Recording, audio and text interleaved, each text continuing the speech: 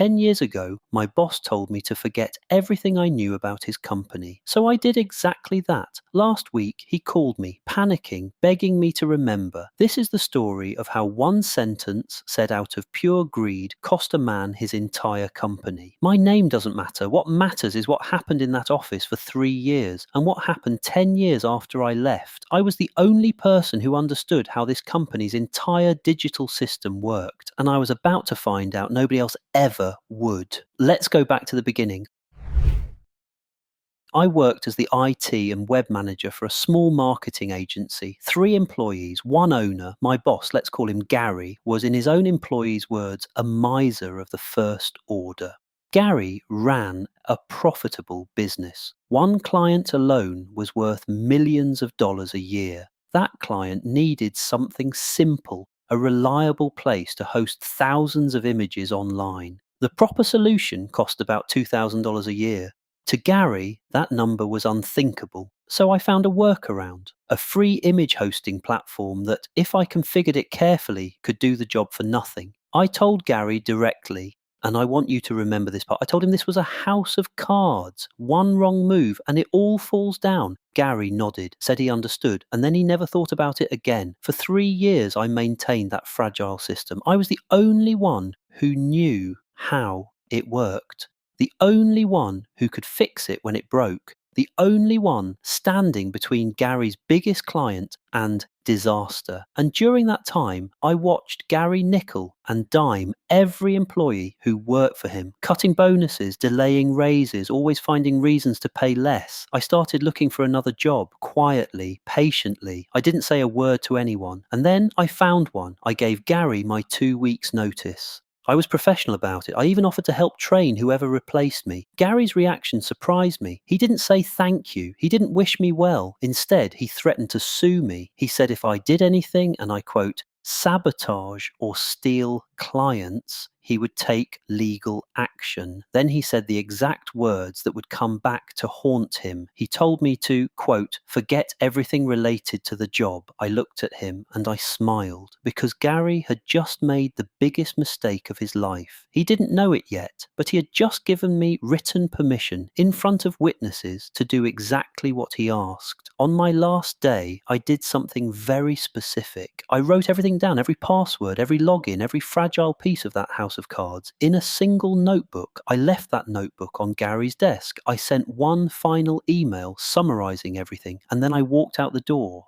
I never sabotaged anything. I never stole a single client. I did exactly what Gary told me to do. I forgot everything related to the job. And for 10 years, that's exactly what I did. I moved on. New job, new life. I never thought about Gary again until one Tuesday morning, 10 years later, my phone rang and the name on the screen made my stomach drop. I almost didn't answer, but curiosity won. Gary's voice was different, higher, faster. He sounded like a man standing in a burning building. He told me the image hosting system had completely collapsed. Every single photo for his biggest client gone, deleted, unrecoverable. It turns out the free platform I'd used had quietly changed its terms of service years earlier. Unmanaged accounts nobody was actively maintaining, got automatically purged. Nobody at Gary's company had touched that account in a decade because nobody at Gary's company remembered it even existed. The client, the one worth millions of dollars a year, was furious. Every product photo, every campaign image, years of marketing work gone in an instant. Gary panicked. He went through every old file, every old contract,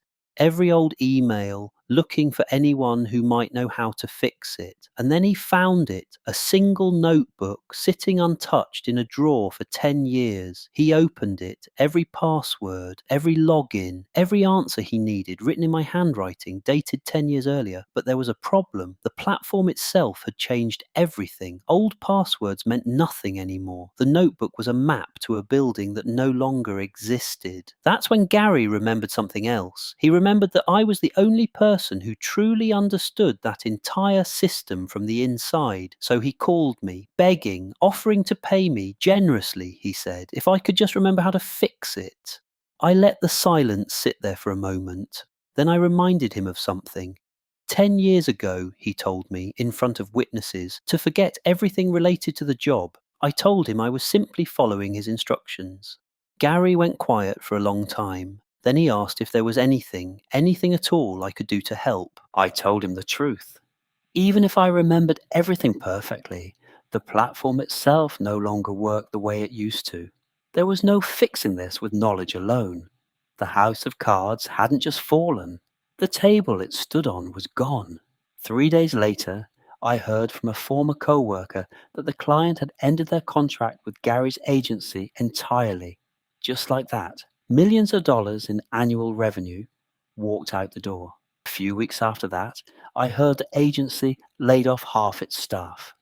The same employees Gary had nickel and dime for years, suddenly out of a job because of a $2,000 decision he refused to make a decade earlier. I didn't sabotage Gary. I didn't hack anything. I didn't lie. I did exactly, precisely, word for word what he told me to do. Gary built his own house of cards. I just told him, clearly, that it was fragile. He's the one who chose not to listen, and then handed me the instructions to walk away from it forever. Sometimes the most powerful revenge isn't something you do. It's simply doing exactly what someone tells you to do and letting them live with the consequences of their own words. If you've ever been threatened by someone with more power than you, ever been told to disappear, to forget, to walk away quietly, remember this. Sometimes obedience is the sharpest weapon there is. That's the story of Gary, the house of cards, and the notebook that waited 10 years to have its revenge. Poll card. Did the narrator do anything wrong? Yes, no. Comment below. If you like this story, subscribe, because there are a lot more people out there who forgot a lot more than they should have.